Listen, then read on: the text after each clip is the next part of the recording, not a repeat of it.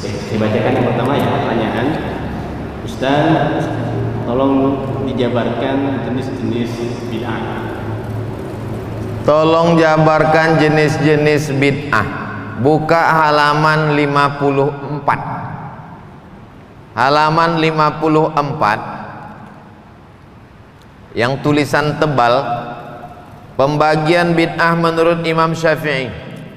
Qala Syafi'i, Imam Syafi'i berkata, al bid'atu bid'atani, bid'ah itu ada dua, mahmudatun bid'ah terpuji, wa mazmumatun bid'ah tercela. Fama wafaqas sunnata, kalau perbuatan itu tidak pernah dikerjakan Rasul tapi masih sesuai dengan hadis sunnah, masih dinaungi oleh hadis, fahuwa mahmud, maka perbuatan itu disebut bid'ah mahmudah, bid'ah terpuji, bid'ah hasanah.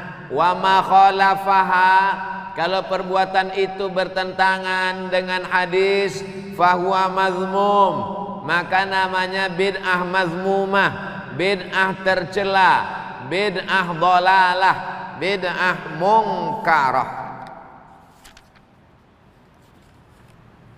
Dikasih tanda supaya mudah nanti kalau ditanya orang. Itu menurut Imam Syafi'i. Apa kata Imam Ibnu Hajar Al-Asqalani, halaman 55 yang tulisan tebal.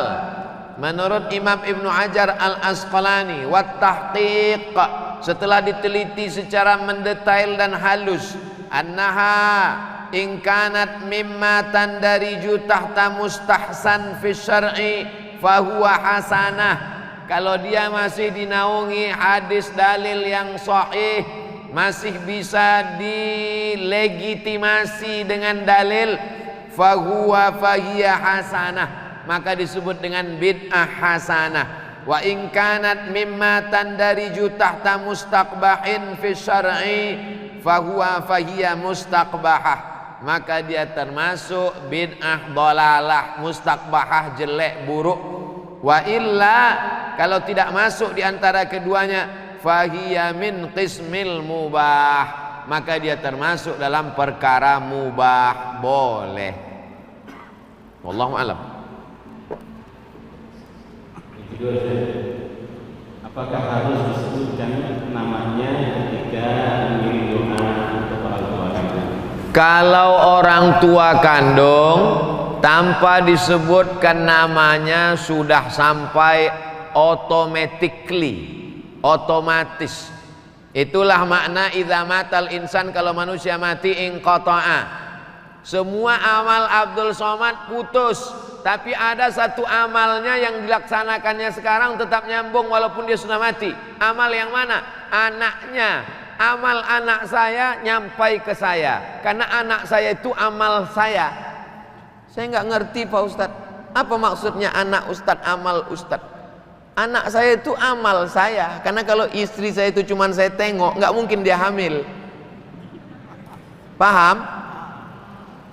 Amal saya, anak saya itu, maka amal dia mengalir ke saya tanpa disebutkannya binti. Beda sama orang lain. Kalau bapak mau ngirim Fatihah untuk saya, mesti sebutkan untuk almarhum Abdul Somad bin Bakhtiar Al-Fatihah. Nggak tahu binnya, bin Abdillah, hamba Allah. Abdillah, Abdurrahman, asal jangan bin Abdul Somad. Wallahu a'lam bishawab. Assalamualaikum. Waalaikumsalam. Bagaimana cara untuk meminta maaf kepada orang yang sudah meninggal? Nabi naik ke atas mimbar hari Rabu, meninggalnya hari Senin. Man kuntul jalat tulahu zohran, siapa yang pundaknya pernah ku cambuk waktu aku nyambuk kuda, ternyata dia ada di balik kuda, kena pundaknya, dia sakit hati, nggak nuntut balas. Azza zohri, ini pundakku, silakan balas, cambuk. Man kuntu syatamtu lahu irdan, siapa yang kata-kataku kasar menyinggung perasaannya, waktu aku ngomong dia tersinggung, hadza irdi, ini harga diri Muhammad, silakan balas. Sahabat semuanya diam, nggak ada. Siapa yang ada uangnya ku pinjam, langsung tegak. Itu menunjukkan pundak bisa dimaafkan, hati bisa dimaafkan, tapi uang susah. Innalaka alayya thalatha darahim. Kau punya utang 3 dirham. Kata Nabi kepada Fadal, idfa' ya Fadal. Fadal, bayarkan hutang. Cari orangnya. Saya sudah nyari nggak ketemu Pak Ustadz. Waktu saya mau pergi haji takut mati di tanah suci, pesawat meletup meledak. Akhirnya saya cari Pak Ustadz SMP tempat saya makan bakwan dulu, bayar 3 makan 5. Ternyata tanah itu sudah dibangun mall Pak Ustadz. Cari sampai ketemu. Kalau nggak ada juga, hitung berapa angka bakwan. Kau makan bakwannya berapa kali? Libur cuma tanggal merah aja Pak Ustadz. Kau hitunglah berapa harga bakwan itu tahun 80. Jangan tahun 80 1000, sekarang bayar 1000 juga. Inflasi, tak sama nilainya. Hitung menurut harga emas, maka serahkan untuk umat, karena umat ini satu. Hadhihi ummatukum ummatan wahidah. Kalau ada ahli warisnya bayarkan, kalau tak ada ahli warisnya serahkan kepada lembaga yang dinikmati masalih ammah, kepentingan umat orang banyak. Bisa serahkan ke yayasan Masjid Jami Al-Azhar. Kalau bingung tak tahu mau ditransfer kemana, nanti akan dibelikan untuk air sedekah. Jadi setiap 10 menit sekali ada iklannya. Air Masjid Jami Al-Azhar. Nanti untuk kepentingan umat, ada orang puasa Senin Kamis, puasa Ayyamul Bait, puasa Ramadan, supaya dinikmati orang banyak. Adapun dosa yang terkait dengan perasaan, saya nggak ada utang Pak Ustaz. Terus apa dosamu? Dulu saya janjikan harus menikah dengan dia, ternyata ada yang lebih cantik Pak Ustaz. Maka tentang masalah itu mintalah kepada Allah. Ya Allah, aku ada silap dan salah dengan salah satu dari hambamu. Aku merasa sampai hari ini berdosa. Allahumma firlahu warhamhu wa'afihi wa'fu anhu. Kalau kau sanggup bacakan Yasin, khatamkan Quran, bacakan Al-Fatihah sebagaimana sudah kita belajari tadi, baik. Ampunkan dosanya, ampunkan dosaku kepadanya. Selesailah usaha kita. La yukallifullahu nafsan illa wus'aha. Kita tidak dituntut lebih dari kemampuan kita. Wallahu a'lam bishawab. Baik, berikutnya. Bila salat jenazah dilakukan di masjid setelah salat fardu, mana yang didahulukan, salat ba'diyah apa salat jenazah? Jenazah dipersilakan masuk, kata imam. Untung jenazah itu tak berdiri. Diangkatlah, dipikul ke dalam. Baru saja salam. Assalamualaikum warahmatullahi, assalamualaikum warahmatullahi. Saking mau cepatnya imam, masukkan.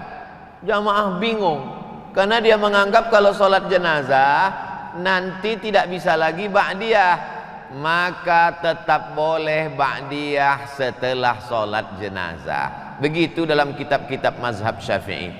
Ada yang alal faur, mesti segera, tapi ada yang alat tarakhi, waktunya panjang. Kalau sholat zuhur jam 12, sholat asar jam 12, jam 13, jam 15.30, maka waktunya tarakhi panjang. Itulah maka didahulukan sholat jenazah baru sholat ba'diyah.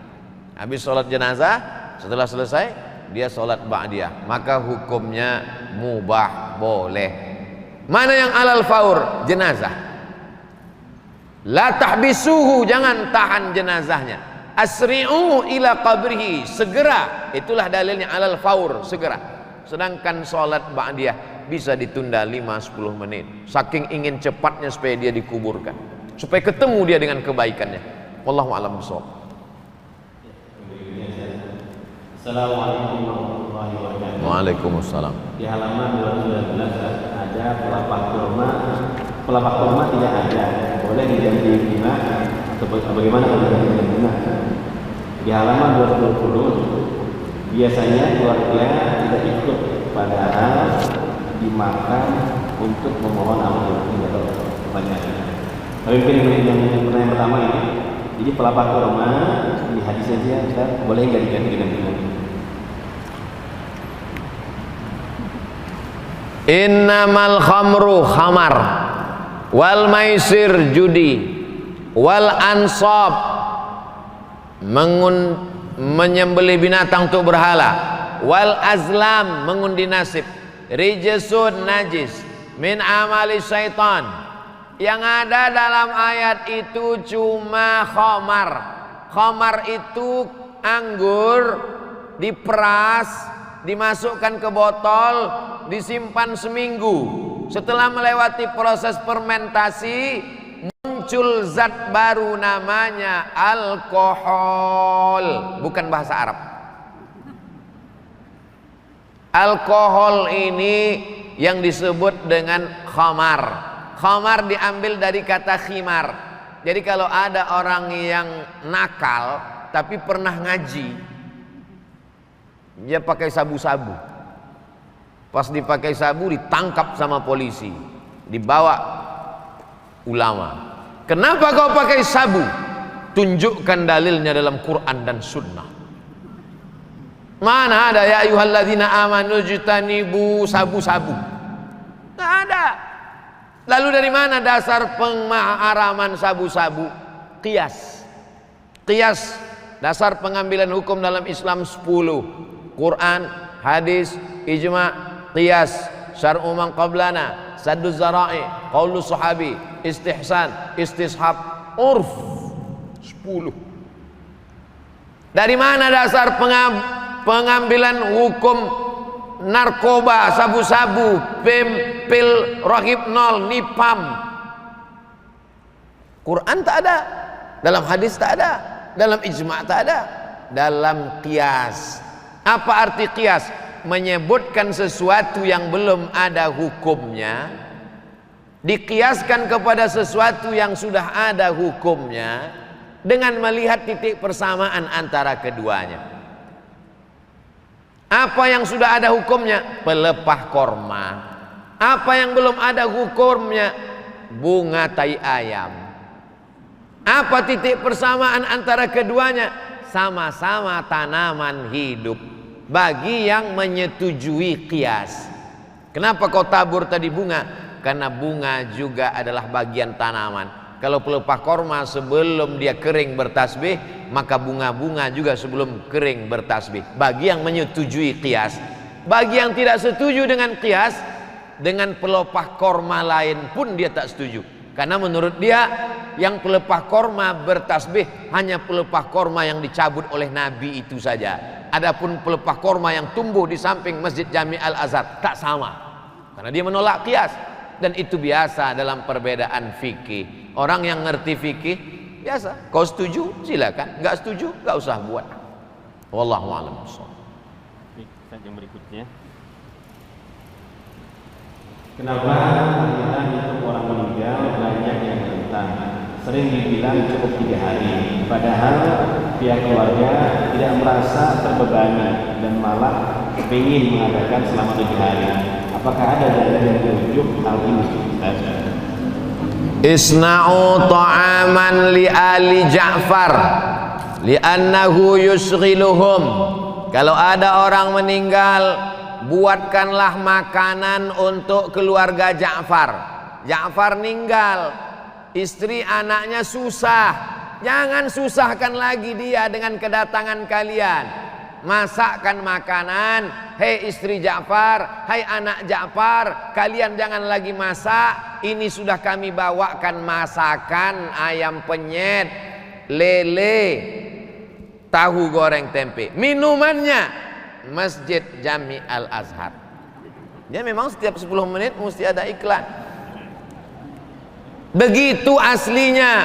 Jangan sampai orang yang kemalangan itu sudah jatuh ditimpa tangga, diterkam kucing. Maka tradisi nenek moyang kita zaman dulu pun begitu. Di kampung-kampung masih ada. Kalau ada orang meninggal, tetangga sekeliling itu ada yang bawa beras, ada bawa telur ayam. Nanti di dapur itu mereka buat dapur umum. Jadi aslinya jangan menyusahkan. Sekarang beberapa masjid sudah buat, alhamdulillah, diumumkan kepada bapak ibu nanti malam kita akan takziah, supaya jangan membawa, jangan repotkan sohibul musibah, maka kita bawakan makanan. Begitu yang sunnah. Adapun orang miskin sampai ngutang bubur kacang hijau karena kedatangan kita ikut berdosa.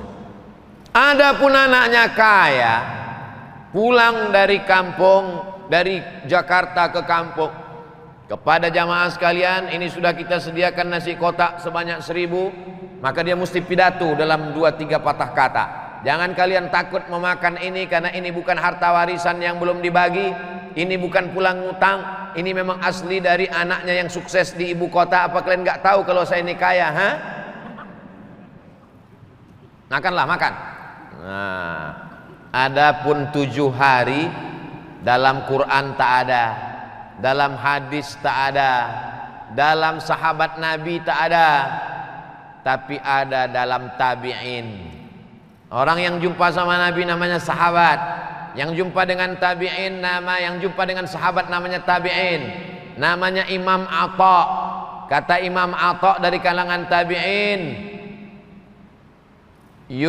yustahabbu an yutasaddaqa lahu, dianjurkan keluarganya bersedekah makanan untuk orang meninggal itu, karena orang meninggal itu diuji selama 7 hari. Bukan ayat, bukan hadis. Jadi kalau ada orang bersedekah 7 malam untuk yatim, fakir, miskin, dipakainya pendapat tabi'in.